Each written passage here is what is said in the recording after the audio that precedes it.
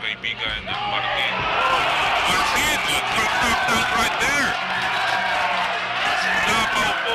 Peleas como profesional, Rubén Tostado de los WBC Asia Bantamweight Champion, the former WBO Oriental Youth Bantamweight Champion, the former WBA Asia Bantamweight Champion. He is the reigning and defending PBF Bantamweight Champion. Here is Carl Chavez Wonderboy Martin. Bakbakang Carl James Martin at Rubén Tostado para sa WBO Global Super Bantamweight title belt na pagmamayari nitong ating kababayan na si Martin. Si Martin ay isa po sa mga pasibol nating boksingero na mayroong malaking potensyal na maging isang ganap din na world champion sa hinaharap. Kaya lamang ay kinakaharap ng ating kababayan ngayon ang samot-saring batikos mula sa iilan nating mga kababayang Pinoy dahil sa di pa di umano talaga ito napapaharap. Itong si Wonderboy sa malalakas na boksingero sa kanya ngayong dibisyon o yung tinatawag din po na elite fighter sa Super Bantamweight Division mga idol, kung saan nga po'y naroroon itong si Carl James Martin. Ngayon para sa akin mga idol, ay hindi naman po talaga masama ang ginawa ng kampo nitong si Martin. Sadyang nagiging magulang at talagang kinakandado nila ang tsansa nitong si Martin na maging isang ganap na kampyon dito sa hinaharap. Sa panahon po kasi talaga ngayon mga idol, ay napakahirap na pong mahaligi sa mga tough contender, lalong-lalo na kung isa kang boksingerong wala pang pangalan at nagsisimula pa lamang sa larangan. Ang maging isang ganap na world champion po kasi mga idol ay ang ginagawa po kasing stepping stone para sa gayon nga ay matapatan ka ng ilaw at makakuha ng pansin mula sa mga lehitimong mga boxing fans. Si Martin ay tinatahak na po ang landas na ito, kaya lamang ay hindi kasi nakaligtas itong undefeated nating kababayan na si Martin sa mga mata ng mga kritiko. Kaya naman ang binabatikos ng mga ito ay papaano nga daw ba magiging sikat itong si Carl James Martin sa boxing kung alagang-alaga ito at hindi hinaharap sa mga malalakas na kalaban sa kanyang dibisyon. May punto din naman ang pahayag na ito mga idol, dahil sa papaano na nga ba kung nasanay na itong si Martin sa mga hindi di kalibreng kalaban at agad mapapasabak sa isang world-rated boxer na katulad nitong si Naoya Inoue at #1 contender ngayon na si Sam Goodman. Siguradong mabigat na laban ito para kay Carl James Martin, pero nakadepende pa rin po kasi ito sa mga boksingero sa kung paano nila mapaghahandaan ang kanilang laban sa mas malakas na kalaban. Ngayon po ay sigurado po na maraming tututok sa laban itong si Martin sa Mexicanong si Tostado ng kasalukuyang pang-672 sa rankings, dahil sa hindi dapat masilat itong si Martin sa laban na ito mga idol, dahil sa maaring mawala sa kanyang kamay ang world title na laban kung masisilat siya sa magiging laban niyang ito. Kaya ano sa tingin niyo mga idol? Kaya po kayang maiuwi ngayon itong si Martin ang panalo mula sa kanyang Mexicanong kalaban? I-comment nyo na po ang inyong magiging komento mga idol para sa gayon ay atin niyang mapag-usapan dito sa ating comment section. Ngayon mga idol, ihahain ko po ngayon sa inyo ay ang naging laban nitong si Martin sa Mexicanong si Anthony Jimenez, na kung saan nagawa nitong si Martin na matalo ang Mexicanong ito sa loob po lamang ng ikadalawa ng round. At dahil nga po sa nasa lugar ng kanyang kalaban, ay kailangan po talagang manalo ni Martin sa pinaka-impresibong paraan. Sa unang bahagi ng laban mga idol ay kapwa bumabato ng matatalim na suntok ang dalawang boksingero.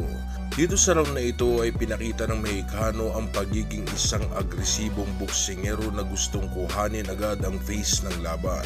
Hindi naman basta-basta pumapayag itong si Martin na sumasagot din ng malalakas na suntok sa tuwing pumapasok ito sa kanyang depensa ang Mexicano niyang kalaban.